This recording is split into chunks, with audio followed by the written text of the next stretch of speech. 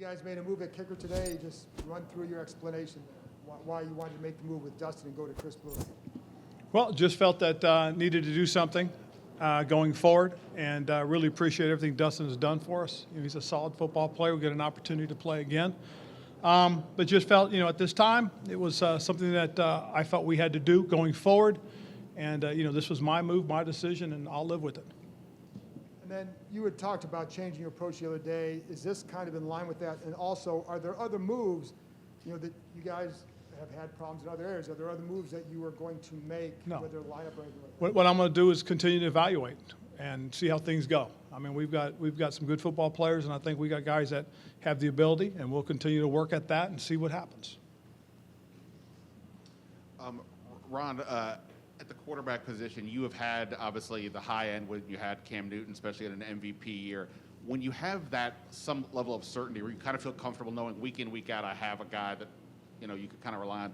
What does that do for a coach, for a coaching staff, for a game plan, for the team, feeling that level of week in, week out certainty? Well, I think it takes a lot of stress off, a lot of worry, that's for sure.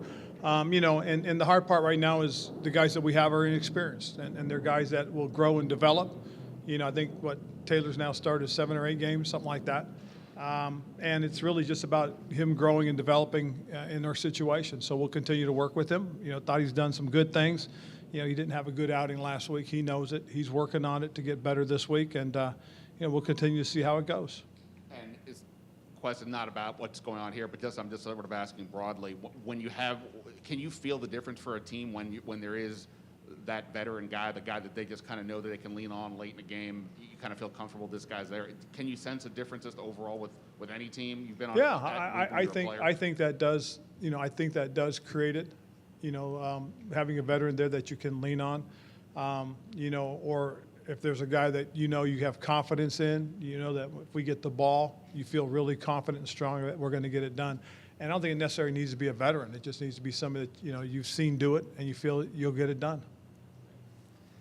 What about Chris made him the guy in your mind as opposed to signing somebody that maybe has more experience because he has no game experience now? Yeah, there's not a lot of guys out there with a lot of experience right now. And we had brought Chris in before, and Chris did the same thing in the workout he did before. I think he only missed one, and it was over a 50-yarder. I think at both of his tryouts that he had. That's how consistent he was. He kicks the ball off relatively deep. He kicked one yesterday into the wind. We didn't have him kick with the wind. We had him kick into the wind. He kicked one into the wind that had about 4.5 second hang time and was about 7 yards deep. So we know he's got a strong leg for kickoff. So we felt pretty good about that. And again, as I said, it was my decision, and I own that. And had something maybe changed? I know a couple weeks ago you had mentioned Hopkins in the same light of Graham Gano, being patient with him. What was sort of the breaking point there? Well, I just think, going into week 7, after having gone through, the first 6, that it was time. There were a couple opportunities that, that we had opportunities to score and we didn't. And, you'd like to be more consistent that way. Ron, you've said a couple times the last couple weeks, you are what your record is, you're 2-4, that you can't escape that. But does the style, as you're growing a team, matter? Does competitiveness matter? Yes, it does to me. It really does. And as long as we are showing progress, heading in the right types of directions, doing the things that we need to, you feel good about that. Sometimes you come out of a game and you feel like, man, we just really did not do the things we're capable of, and that can be very, very frustrating. It's very frustrating to lose, period. But if you're going to lose and not be as frustrated, you want to make sure you're playing hard, you're giving great effort, and you're limiting your mental silly mistakes. That to me is growth. Ron, last year you guys got on that run late, and it was it built some momentum. You don't want to keep depending on runs late. So how important are these next 2 before the bye? Oh, very important. And it doesn't matter who you're playing, but in any game you play is important. But going into the bye, knowing that coming out of the bye, you only have so many games to win. So we've got to go out and play the best football we can right now and just keep working at it and keep trying to get better. But knowing that obviously the bye is coming up and then, you got a second half to the season, everything is important. Coach, a lot of people want to feel wanted, and Chris Blewett went many years not being able to get on a team, and he's a local guy. What conversations did you have with him when you told him, like, maybe you're going to be our number one kicker now? Well, I actually we had made the move with Dustin. I had brought him up to my office. We sat down and talked. Just told him, hey, this is your opportunity. You've been working for this your whole career, so now's your shot. Go out and make the best of it.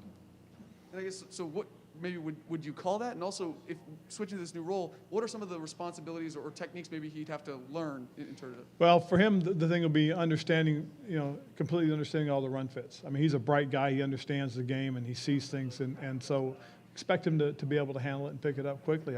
I think that, again, as based on what we saw, his impact to me, can be attacking the line of scrimmage for us. When was that conversation with you and Landon on when you kind of told him what you viewed him as? Well, he and I had a conversation last week, and we had a conversation again this week, and I said he was very professional about it, and he listened. Just overall, do you feel like players share the same urgency, maybe frustration that you do with how the season has started? I think they do. I think in their own way they do. I mean, these guys, a lot of them are used to winning. A lot of them are used to expectations, but dealing and handling the expectations and the adversities that come along with it, that's something we've got to work through. And like I said, the only thing we can do is, come back, work harder, and see what happens, and hopefully develop and grow and, be the team that I believe we can be and go out and do those things. I had one Green Bay question for you. You look at their offense, how they've kind of mixed some West Coast principles with some of like old Shanny stuff. Is there stuff that's new, stuff that's, different that they've created over there and kind of adapting Aaron Rodgers to that system? I wouldn't say there's anything new that they've created. I mean, football's a game of beg, borrow, and steal. It's, they're going to look at what happened to us and some of the mistakes that we've made, and they're going to attack those and try and create those same things. They're going to do things that they do really well. One thing they're not going to do is they're not going to forget about Devontae. I mean, they're going to make sure they get the ball in his hands. I think they like their guys. And they're going to run the plays that they want to run. But they will look at things that we've struggled with, and they will add that to their repertoire. And that's kind of what we're anticipating. Chris, you grew up in the area, right? Went to West Potomac. What does it mean to you to kind of be back here? I mean, it's really cool.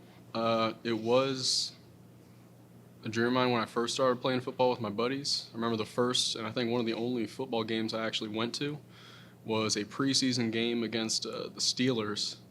And we were always joking like they were just going to pick some random fan out of the stands to like come kick some whatever field goal. And that was when we were first playing football, like my freshman year of high school back in 2009. So it's kind of cool. It's like it's the whole journey is like come back to this point. So yeah, I mean it's really cool to be here and I have the opportunity here with everybody that's in house. So. What have the last couple of years been like for you as you've kind of been on that workout circuit? I mean, it's been up and down, but you understand like what the ultimate goal is to get yourself an opportunity to work through. There's only so many jobs, so like there's going to be a lot of no's turned away at the door kind of thing. You just got to keep pushing on. Like, what do you have to fix? What are some things you got to work on? What are your weaknesses? Again, just like if you were on a team, it's like what's something you got to fix? To get to that point, to that next level, preparing for those opportunities. And really just, sticking with it because you understand what that ultimate goal is, and it's not an overnight process. It takes some time. Is it a difficult process to maintain that mindset after years?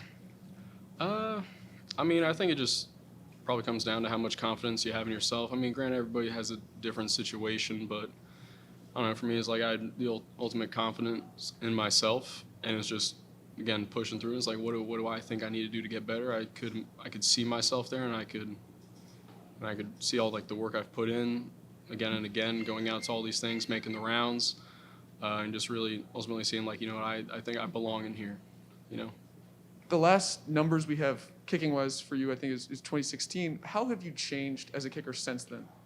I think even more just like a mature level. It's like a whole different process. It's a longer season, and being out of it, I think, kind of forces you to grow up just a little bit faster, like without a team. Because again, like you got to train on your own, like on your own time, whatever free time you have, without a team, with no guarantee of anything. So it's just, you got to become a little bit more hardened to that and to understand, like, all right, this is the process, these are the steps that you have to take.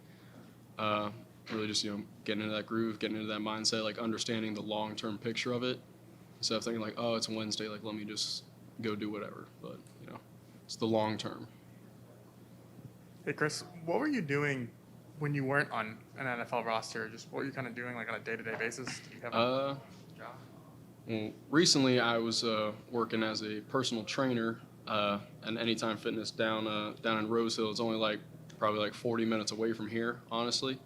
I was working there in the mornings, and then at night I would go to work at the UPS warehouse just down in Springfield, just hauling boxes off of trucks. So it's nice, not bending over, kind of busting your back a little bit.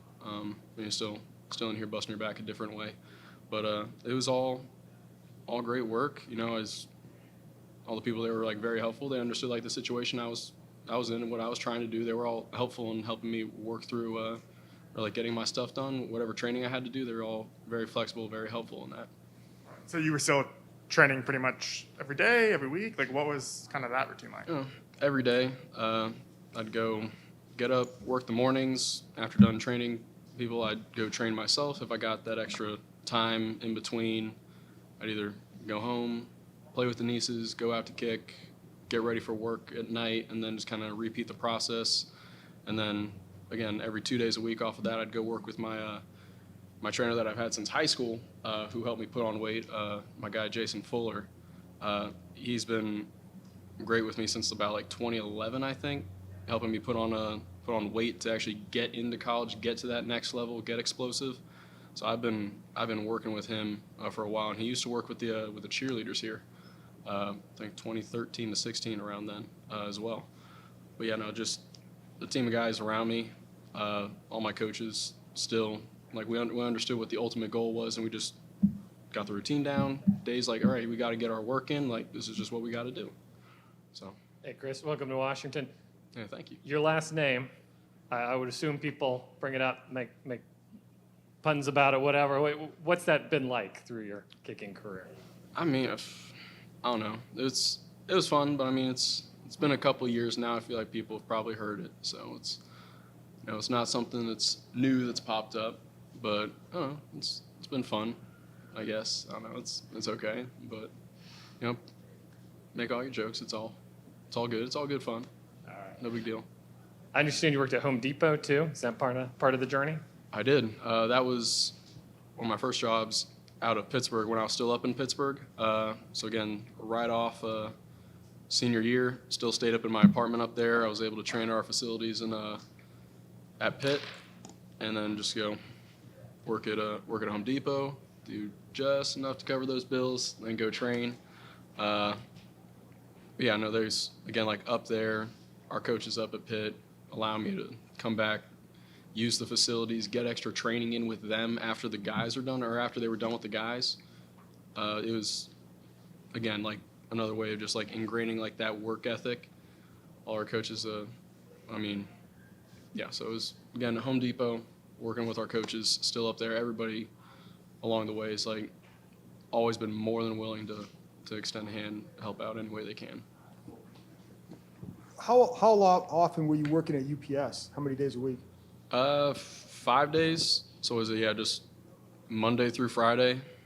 You're 5:30 to about 10 sometimes, or 6:30 to 10 on the weekdays. And then just in the mornings training in the gym, either 6:30 or 7 to 11 sometimes. Then I got to get my training in those couple hours in between. So that's just what you got to do. When you're doing that, and you've been chasing this dream for a long time, how often would that pop in your head when you're at UPS and you're hauling these boxes thinking just I gotta get out of here, I gotta get to this place? I mean, how often would you think about this dream when you're doing it? I mean, it's great to be realized, but I wasn't thinking of it so much as a drag. I mean, physically it could be demanding, I just kind of thought, I'm like, hey, it's like, building some character, just it's hard work. So it's like understanding, like some things like what you got to do, like what you just have to get done. Same thing, just going out on the field. It's like, and maybe I could take a day off. It's like, no, it's like I get to do this. Like I have the opportunity to do it. It's like, why would I go home, sit on the couch or anything? It's like, again, like going to work at UPS or whatever. It's like, sure, it was tiring, but it's like I get the opportunity to do this and actually work hard at something. So I mean, I guess it's all how you look at it or the situation. And again, it's just that ultimate goal towards the end, what you're striving for. When we can see the college numbers, it's the last time you've kicked in a game. Where do you think you've improved as a kicker since then? And obviously, I'm sure you want to be more consistent, but how have you gotten to a point? Where do you think you are better?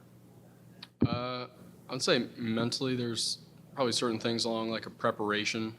It's like understanding probably how to be more of a professional. Like I kind of like mentioned, like it kind of forces you to grow up a little bit. Like if you've been out of it for a while, like again, like training without a team, and obviously like no guarantees of anything. There's no guarantees.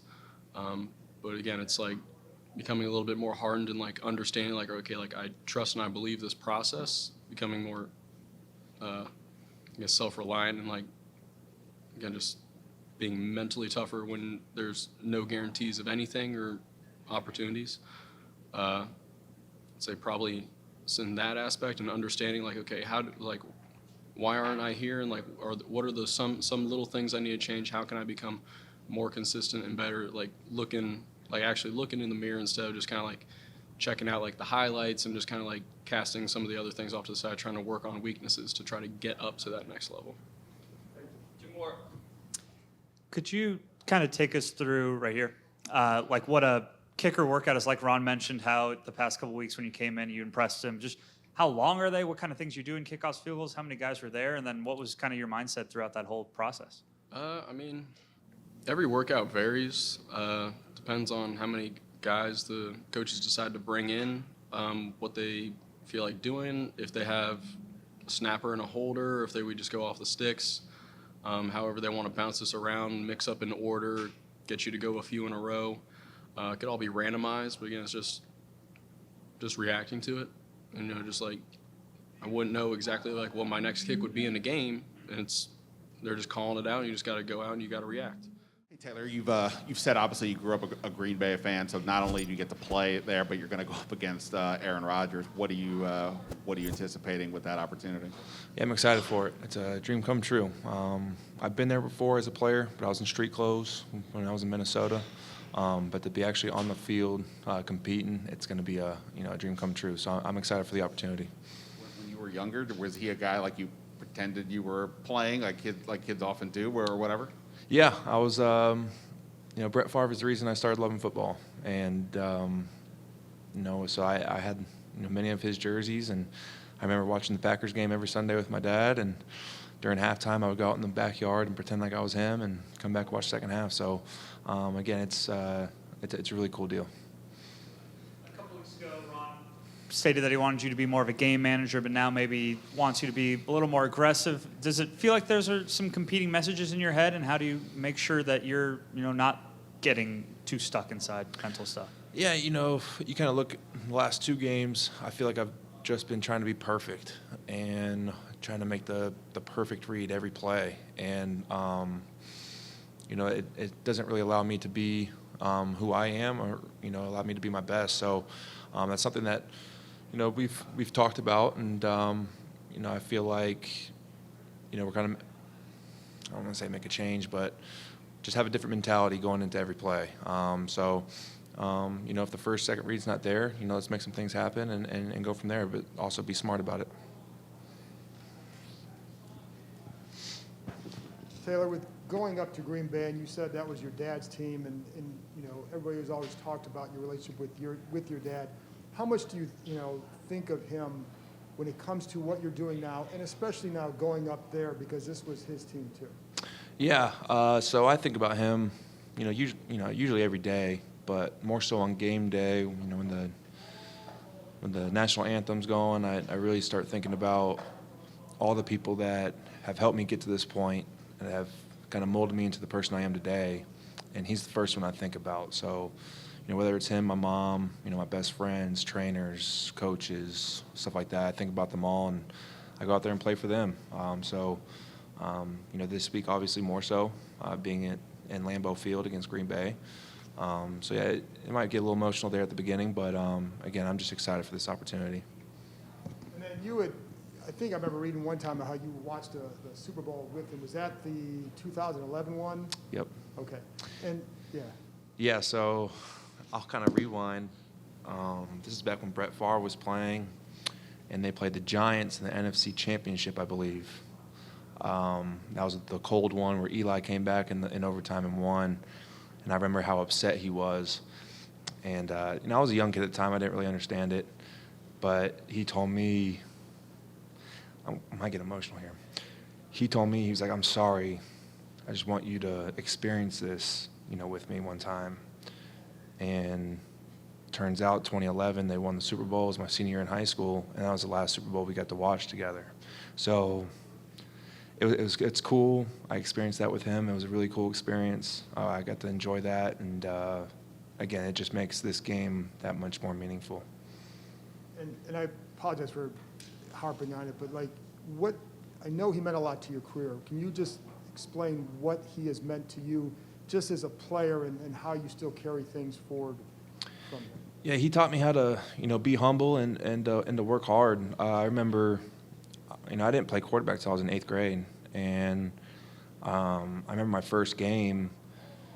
We played a school named Mill Creek or something, and I threw an interception to lose the game, and I was really upset about it, and I locked myself in the room, and I was really emotional. And he came up to my room and said some really encouraging words, and ever since then I've kind of kept those words in my mind. And again, he's with me every day, and I keep a lot of the things that he told me and helped me through.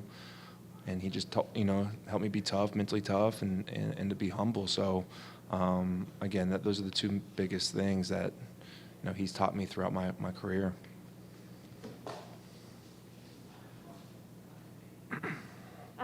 Just kind of one more question about that.